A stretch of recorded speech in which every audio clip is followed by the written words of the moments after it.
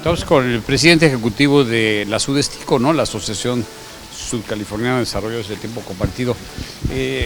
Este octavo encuentro de marketing y ventas, a diferencia de otros, ¿qué podrías decirnos, Juan? Este lo hicimos más especializado para la gente de tiempo compartido.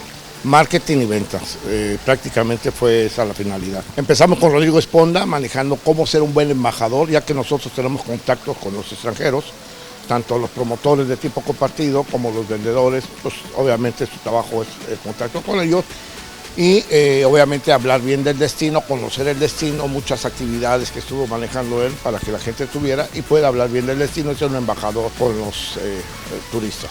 Oye, veo que también hay otro tipo de speakers o de expositores muy interesantes, enfocados también a la imagen. Vimos ahí a Gordoa. Sí, obviamente esto de la imagen es muy importante, el verbo, la presencia, lo que es el lenguaje corporal, movimiento, cómo vestirse, cómo hablar, modulación de la voz, es muy importante todo esto. Obviamente todo ese lenguaje corporal que maneja él, y cómo vestirse, cómo hablar, cómo ponerse enfrente del turista, es muy importante. Cuéntanos también el panel de Eric White, hay varios ahí. Sí, tenemos ahorita un panel donde está gente de ventas y gente de marketing. Recuerda que son dos áreas. Marketing nosotros le llamamos a la gente que prospecta al turista y ventas es quienes los atienden para venderlos, ¿no? Entonces son dos áreas diferentes pero son complementarias. Y hay diferencias, tienen puntos de vista distintos, pero finalmente tenemos que tener el mismo camino, ¿no? Tenemos gente de todo, gente nueva, gente con mucha experiencia.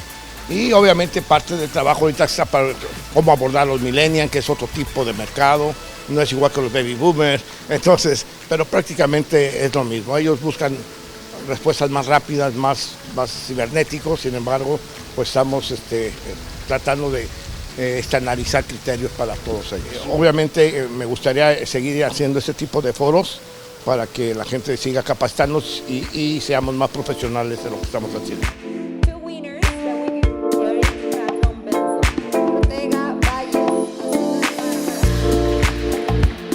Seguimos aquí en el octavo foro de marketing y ventas de ASUDESTICO, de la Asociación de Desarrolladores de Tiempo Compartido, con Miguel Osuna, quien, pues ya me decías, tienes ¿cuántos años en 36 este negocio? años en la industria. Oye, y a lo largo de estos 36 años, ¿has notado cambios importantes en cuanto a la forma de pues, acercarse a los prospectos, al estilo de ventas, a los productos?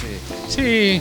Notablemente uno de los más grandes cambios que te puedo decir es de que la profesionalización de la industria. Por ejemplo, foros como el que estamos presenciando ahorita hacen que las personas se empiecen a volver menos rudos y más técnicos. Aprender que mientras mejores estudios, etcétera, te puede beneficiar en las ventas y hoy por hoy tenemos arquitectos, ingenieros, restauradores de arte, artistas, bueno.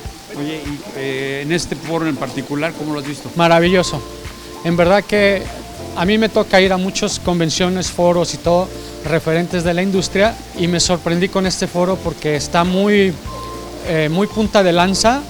Todos los temas que vimos son muy actuales. ¿Qué tanto ha cambiado esto de la inteligencia artificial y de la tecnología? Yo creo que es un arma de dos filos porque la inteligencia artificial te puede ayudar, por ejemplo, a hacer un pitch muy bueno, a utilizar mejores palabras, en fin, ¿no? Pero hay que saberlos utilizar porque no es 100% confiable. Un resultado que tú puedas meter en ChatGPT o TinyWow, etcétera, todas las que hay ahorita, no necesariamente te va a generar algo que sea cierto. Puede caer y ahí tiene el warning, ¿no? Cuidado que las respuestas pueden no ser las correctas, pero tenemos que aprender a utilizar esta tecnología a nuestro favor, como cualquier otra herramienta, ¿no? Finalmente, ¿cuál sería tu mensaje? Bueno, número uno, que no tengan miedo, que se necesitan personas ambiciosas, carismáticas, que tengan una mentalidad positiva, una buena actitud, de esas gentes que buscan el cómo sí, no el cómo no, y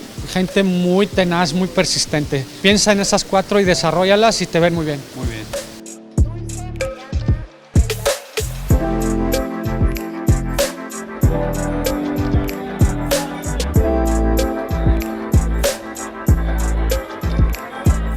Estamos con Eric White aquí en Los Cabos. What would you say how it's changing this industry? in Cabo? Well, I think the biggest change in Los Cabos and the industry in general has been growth. But I think that the key rule in Los Cabos that's kept it special is the 4-story height limitation on the water. You have to build quality and command luxury prices in order to afford to build in this town. So environmentally and luxuriously, I think we're the most luxurious destination anywhere in the world. Where else do you find a Waldorf Astoria in Los Cabos, right? Or a Cape Hotel, or 2 Four Seasons, right? It's extraordinary what's happening here. Timeshare gained a lot of credibility with the entry of the conglomeration of the big ones in the US. You know, the concept of vacation ownership has always been popular. What's not been popular is the way it's been sold, right?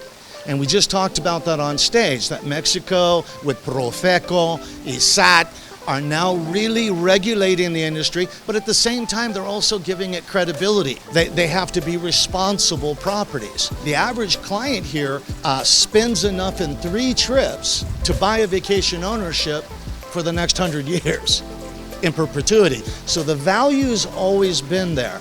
But finally, we're seeing the responsibility and the honesty and the integrity of corporations here. Well, I was just a moderator in this forum. My job is to guide it, direct the questions, summarize it, deliver it to the audience.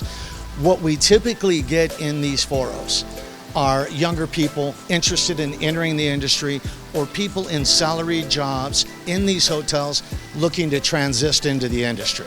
And it's scary, right? And so you're entering a field where you have no safety net. You know, still a risky career choice. And my message is, you know, that if you have that in you, if you're that kind of, you know, courage and artist, it's better than it's ever been before. Cabo is the shining example of the best this industry has to offer. You go to these timeshares in the US, they can't compare. What about the Mexican friendliness? What about daily maid service? What about the ecological protection? And look how much Los Cabos has to offer now with the expansion into the East Cape, the expansion into Todos Santos and the surrounding areas. It's a paradise, and it's being built responsibly. I hope people appreciate the contribution vacation ownership is making. I remember after Odile, the first people that came back were the vacation ownership owners. We pay taxes on those sales and on those maintenance fees. And I think this is a wonderful example of the community working together to give back to the society in general.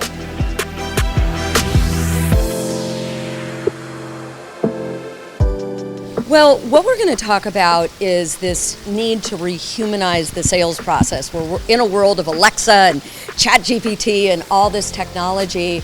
But what we need to do today in sales is we need to do everything Alexa can't do. And what that means is we need to get back to really connecting to another human being, to asking questions that get to the heart of why someone would buy, the emotion. We need to listen. Alexa can never listen. Alexa can talk, but she can't listen to the emotions behind the words. And then one of the things that we know is as technology use increases, empathy in first-generation smartphone users has decreased, right? The very skill we need to build connection. It's really about getting back to that human-to-human interaction, being transparent, telling the truth. I tell salespeople all the time, tell your customers what your product won't do so they'll believe what it will do.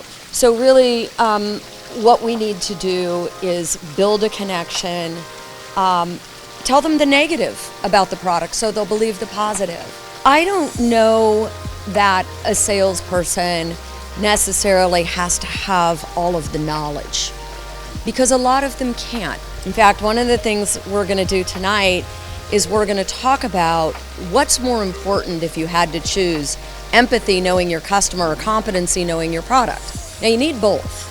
You need your culture, you need your knowledge, you need to know about the world, but you also need to know your customer. But I will say, I think what sellers should do is they've got to be students of life, and they have to be curious. And the more you know about life and different aspects of life, the more different types of people you can connect with. But I will tell you, when people ask what's the key to my success, I was always learning and always coachable. and I'm still always learning and always willing to learn from everybody around me, and that's the key to life.